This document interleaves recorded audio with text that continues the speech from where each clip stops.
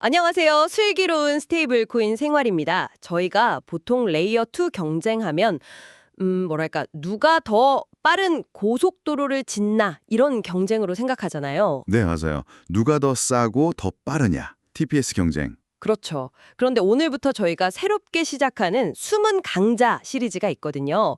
그 주인공인 아비트럼은 좀 다른 게임을 하고 있는 것 같습니다. 다른 게임이라뇨? 남들이 막 도로폭 넓히는 데 집중할 때 조용히 그 도로 위를 안전하게 달릴 현금 수송 차량이랑 결제 시스템을 구축하고 있었던 거죠. 아, 비유가 아주 정확한데요. 그래서 오늘은 아비트럼이라는 고속도로 그 자체가 아니라 그 위를 흐르는 돈의 길에 대해서 한번 깊이 파헤쳐 보겠습니다. 네, 그 비유에 얹어서 오늘 논의의 결론을 좀 미리 말씀드리면요. 아비트럼은 그냥 빠른 고속도로다. 이걸 넘어서 신뢰할 수 있는 현금 수송 차량, 즉 스테이블 코인이 아주 두껍게 깔려있는 현업용 금융물류 허브다. 이렇게 보는 게 훨씬 더 정확합니다. 와, 금융물류 허브라는 표현이 확 와닿네요. 왜 이런 평가가 가능한지 지금부터 구체적인 데이터 3가지를 보면서 그 근거를 하나씩 확인해 보겠습니다. 좋습니다. 사실 저도 그렇고 많은 분들이 아비트럼 그냥 쓸 때 이더리움보다 가스비 싸다 이거 말고는 크게 생각해 본 적이 없거든요. 대부분 그렇죠. 근데 오늘 돈의 길이라는 관점을 들으니까 제가 완전히 다른 그림을 보고 있었나 싶기도 하고요. 그 관점에서 볼 때 우리가 가장 먼저 주목해야 할 데이터는 뭔가요? 역시 돈 그 자체에서 시작해야겠죠. 돈이요? 네, 첫 번째 데이터는 바로 스테이블 코인 잔고. 그러니까 아비트럼 체인 위에 항상 대기하고 있는 스테이블 코인의 총량입니다. 아, 깔려있는 돈의 양? 맞습니다. 디파이 라마 데이터를 기준으로 보면요. 아비트럼의 스테이블 코인 시가총액이 무려 41억 8,900만 달러 정도 돼요. 41억 달러요? 와, 우리 돈으로 하면 거의 5조 원이 넘는 돈 아닌가요? 훌쩍 넘죠. 정말 어마어마한 금액입니다. 잠깐만요. 근데 그 41억 달러? 5조 원이라는 돈이 좀 허수처럼 들릴 수도 있을 것 같아요. 허술하니요? 솔직히 그 돈의 상당 부분은 그냥 더 높은 이자를 쫓아다니는 뭐랄까 디파이 한money 아닌가요? 아, 네네. 그렇게 변동성이 큰 유동성을 두고 과연 안정적인 금융 인프라의 근거라고 말할 수 있을까요? 아주 날카롭고 중요한 지적이십니다. 실제로 그 돈의 일부는 당연히 이자를 찾아 움직이는 자금이 맞아요. 그렇죠. 하지만 관점을 바꿔서 인프라 측면에서 보면 그 의미가 완전히 달라집니다. 중요한 건 그 돈의 목적이 아니고요.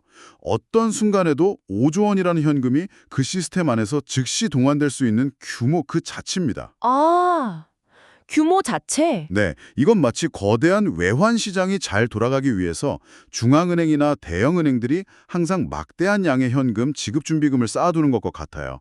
개별 자금의 목적이 뭐든 간에 시장 전체로서는 그 돈이 언제든 결제와 정산에 바로 사용될 수 있는 현금성 유동성이 되는 거거든요. 그렇군요. 이 두터운 유동성이야말로 금융 인프라의 심장 같은 역할을 하는 첫 번째 조건인 셈이죠. 아, 그러니까 개별 예금주들이 언제 돈을 찾으러 올지 몰라도 은행 전체로는 항상 충분한 현금을 보유하고 있는 거랑 같은 원리군요. 정확합니다. 한머니조차도 시스템 전체의 유동성 풀을 채우는 역할을 한다 이런 말씀이시네요.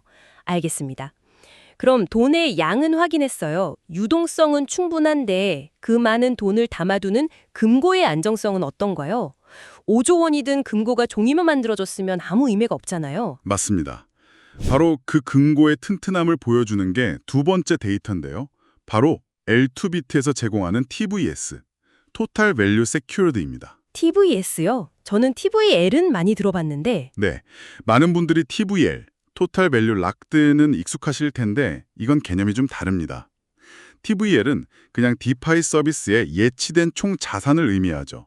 비유하자면 백화점 안에 있는 모든 상품의 가격표를 그냥 다 합친 거예요. 아, 그렇군요. 반면에 TVS는 해당 레이어 2가 이더리움이라는 세계 최고 수준의 보안 시스템 위에서 얼마나 많은 자산을 안전하게 보호하고 있는가를 보여주는 지표입니다. 아, 즉, 백화점 보안을 책임지는 보험사가 얼마짜리 보험에 가입했는지를 보여주는 것에 가깝죠.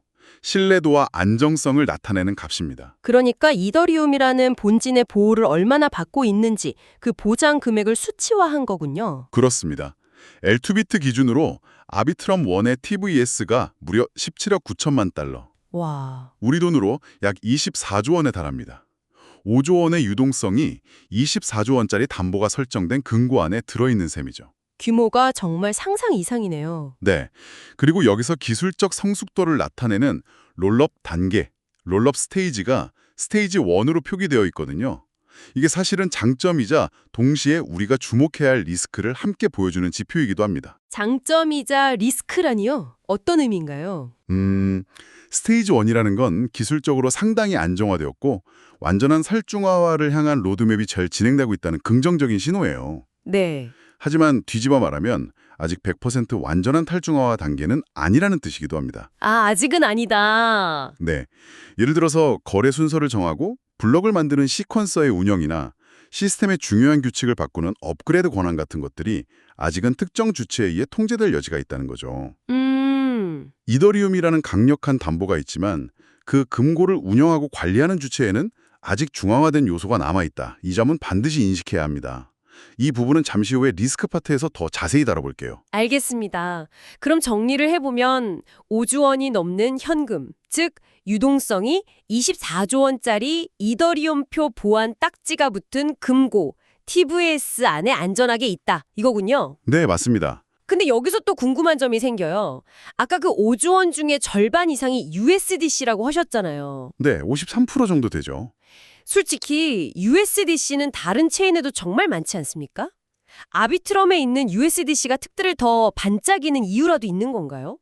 뭐랄까, 금고는 튼튼한데 안에 든 돈이 위조 지폐일 가능성은 없는지 확인해야죠. 바로 그 지점이 오늘 이야기의 하이라이트이자 세 번째 근거입니다. 오! 아비트럼의 USDC는 단순한 복사본, 그러니까 브릿지드 자산이 아니고요. 발행사가 직접 보증하는 네이티브 자산으로 존재한다는 점입니다. 네이티브? 이 네이티브라는 단어가 모든 것을 바꿉니다. 네이티브 USDC랑 브릿지드 USDC. 사용자 입장에서는 그냥 둘 다 1달러로 보이는데 그렇게 큰 차이가 있나요? 하늘과 땅 차이입니다. 그렇게 나요? 네, 비유를 들어 설명해 드릴게요. 브릿지드 USDC, 예를 들어 USDC.2 같은 자산은요.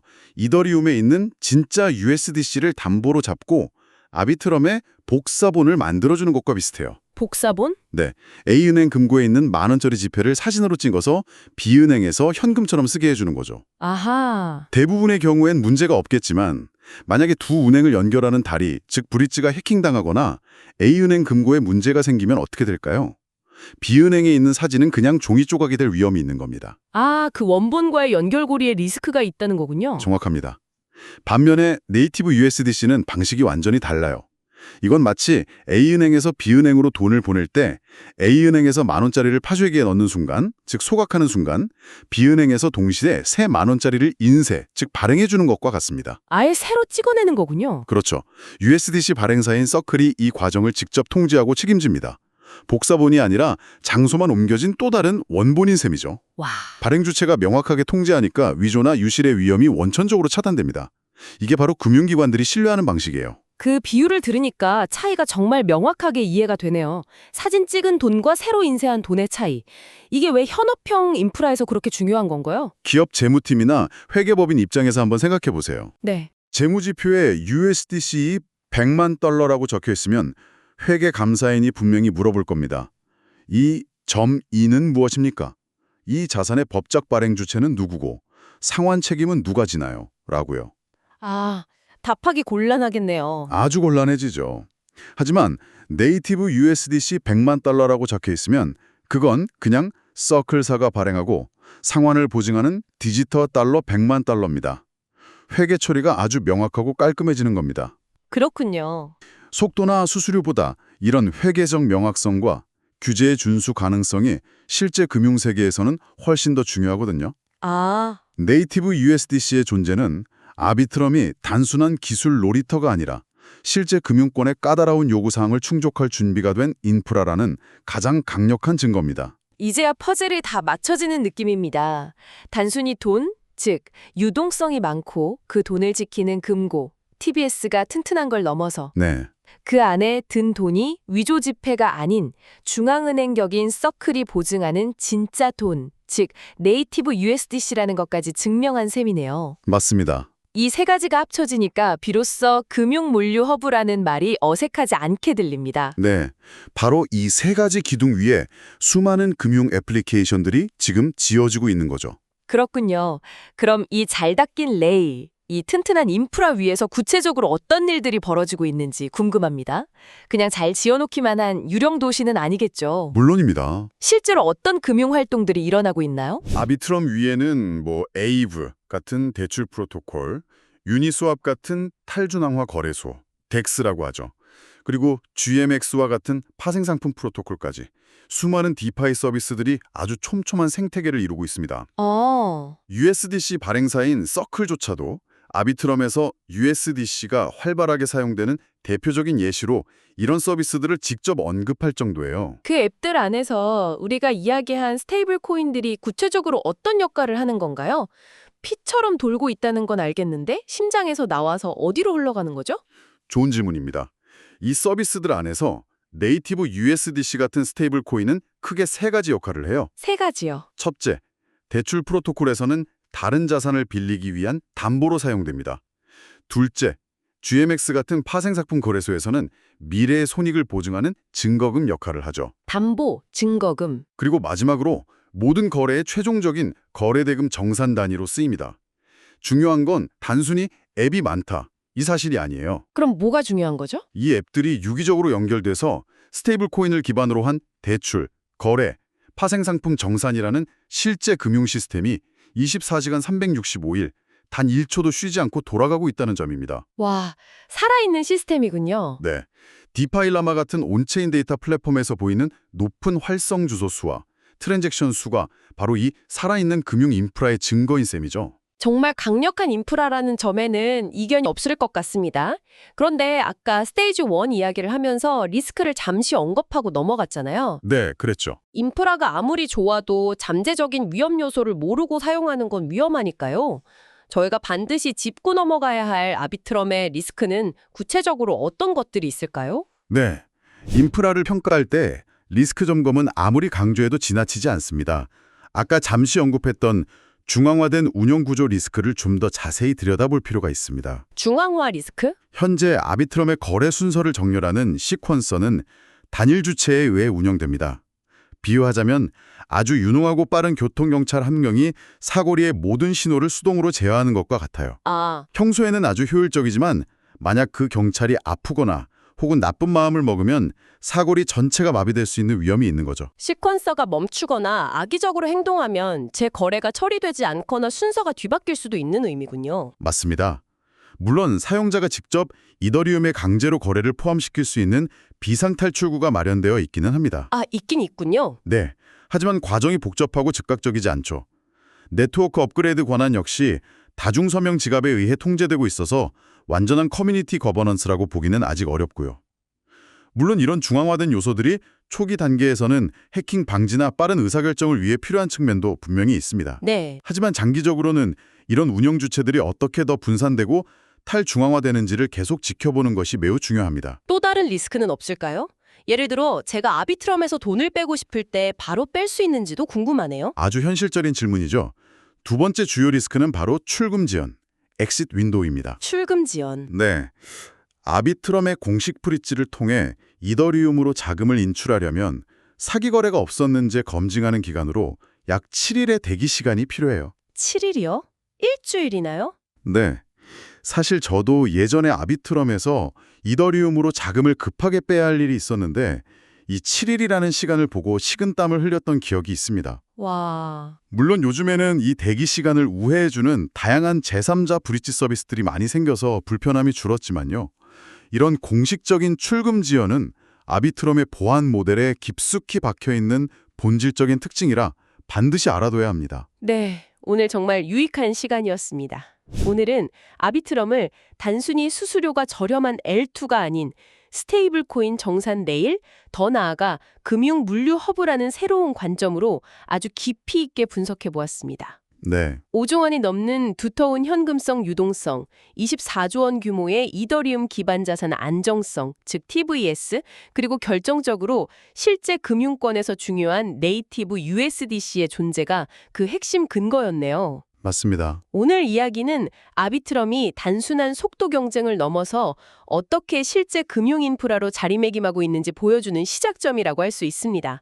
그리고 아까 우리가 이야기했던 시퀀서 중앙화 같은 리스크는 아비트럼 팀도 분명히 인지하고 있는 과제고요. 그럼 다음 시간에는 그 과제를 어떻게 풀어나가고 있는지에 대해 이야기해 주시는 건가요? 정확합니다. 다음 2화에서는 여기서 한 걸음 더 나아가서 레이어 2 보안의 핵심이라고 할 수 있는 검증 및 분쟁 해결 문제를 아비트럼이 어떻게 혁신적으로 해결하려 하는지 살펴볼 겁니다. 아, 기대되네요. 오늘 이야기했던 중앙화된 교통-경찰 문제를 해결하기 위한 새로운 기술인데요.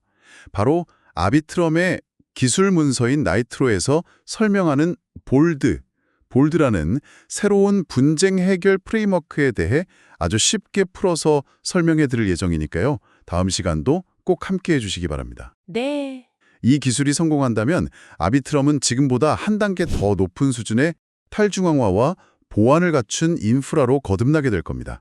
감사합니다. 지금까지 슬기로운 스테이블 코인 생활이었습니다.